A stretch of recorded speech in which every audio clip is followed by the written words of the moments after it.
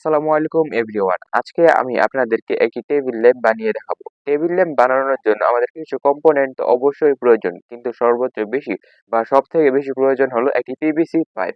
এই পিভিসি পাইপটি দিয়ে আমরা টেবিল ল্যাম্পটির ফ্রেম তৈরি করব। তো চলুন কিভাবে ফ্রেম তৈরি করতে হয় সেটি দেখে নেওয়া যাক, এবং পরবর্তীতে কিভাবে কালেকশনগুলো করা হয়, কিভাবে কি করবেন সবগুলো আপনাদেরকে দেখিয়ে দিচ্ছি। পিভিসি পাইপটি কেটে নিয়ে চুলায় গরম করে একটি তক্তার মাধ্যমে সোজা করে এরকম পিভিসি শীট বানিয়ে নিয়েছি। এখন কিছু মেজারমেন্ট এবং পরিমাপ এর মাধ্যমে আমি ফ্রেমটি তৈরি করে নিব টেবিল ল্যাম্পের।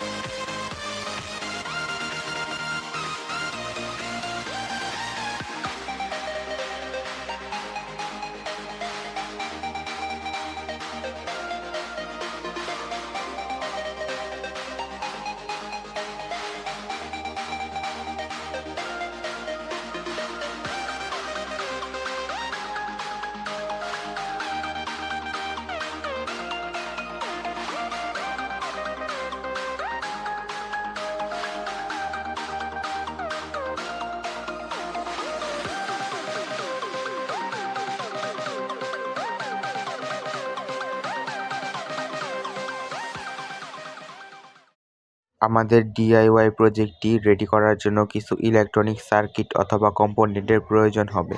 এগুলো হলো সেগুলো: নিয়ে নিয়েছি একটি বুস্ট কনভার্টার, নিয়ে নিয়েছি একটি ফ্যান, ডিসি ফ্যান রেগুলেটর, নিয়ে নিয়েছি দুটো কট টাইপ বি ও টাইপ সি, এবং নিয়ে নিয়েছি একটি বিএমএস সুইচ ও 4টি এলইডি লাইট। এলইডি লাইটগুলোর সব পজিটিভ প্রান্ত আমরা একসাথে সোল্ডারিং করব এবং সব নেগেটিভ প্রান্ত একসাথে সোল্ডারিং করে নেব। চলুন তাহলে এখন সোল্ডারিং গুলো করে নেওয়া যাক, সবগুলো পজিটিভ প্রান্ত একসাথে ও সবগুলো নেগেটিভ প্রান্ত একসাথে।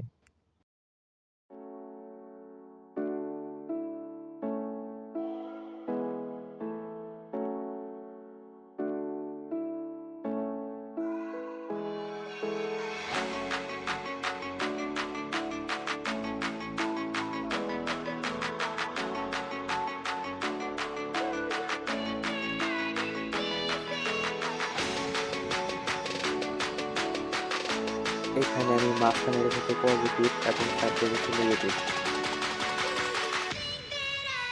এখন আমি 3.7 volt lithium iron battery sell ব্যবহার করব চারটি সেল ব্যবহার করলে এখানে এম্পিয়ার বেশি হবে এবং অনেকক্ষণ ধরে লাইট ও ফ্যান চলবে। সোল্ডারিং পেস্ট লাগিয়ে ভালো করে সোল্ডারিং করে নেব যাতে কোনো লিকেজ না হয়। এখন আমি প্যারালালে কালেকশনগুলো করে নেব। সবগুলো ব্যাটারির পজিটিভ প্রান্ত ও সবগুলো ব্যাটারির নেগেটিভ প্রান্ত কালেকশন করে নেব প্যারালালে। তার আগে আমি ব্যাটারিগুলোকে পরীক্ষা করে নিচ্ছি সবগুলো ব্যাটারি ঠিক আছে নাকি।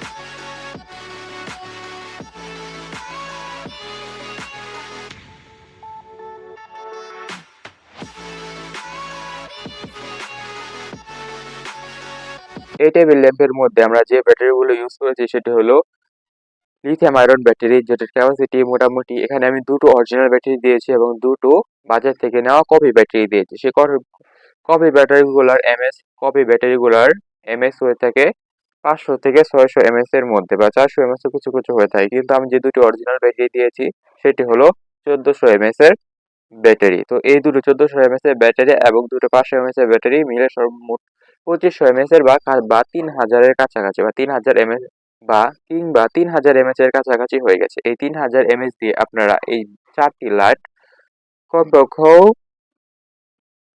12 ঘন্টা একটানা ব্যাকআপ পেয়ে যাবেন শুধু লাইট, এবং লাইট ফ্যান একসাথে চালালে আপনারা 4 ঘন্টার মতো ব্যাকআপ পাবেন।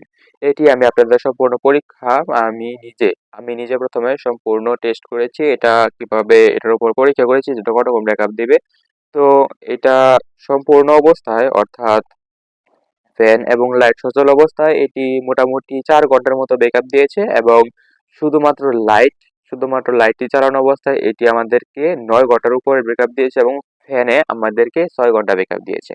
তো এটি ছিল আজকের ভিডিওটি ভালো লাগলে অবশ্যই আমার ফেসবুক পেজটিকে ফলো করে দেবেন এবং ইউটিউব থেকে দেখে থাকলে অবশ্যই ইউটিউব চ্যানেলটিকে সাবস্ক্রাইব করে দেবেন এবং ডিআইওয়াই প্রজেক্ট বানানো দেখার জন্য অবশ্যই আমার পেজটিকে ফলো করে রাখুন এবং আপনারা আপনাদের মতামত কমেন্ট করতে পারেন। যদি আপনারা যেকোনো কিছু কমেন্ট করতে পারেন, আপনাদের কমেন্ট অনুযায়ী আমি ওইটা বানানোর চেষ্টা করব। তো ভিডিওটি সম্পূর্ণ দেখার জন্য আপনাকে ধন্যবাদ। আসসালামু আলাইকুম।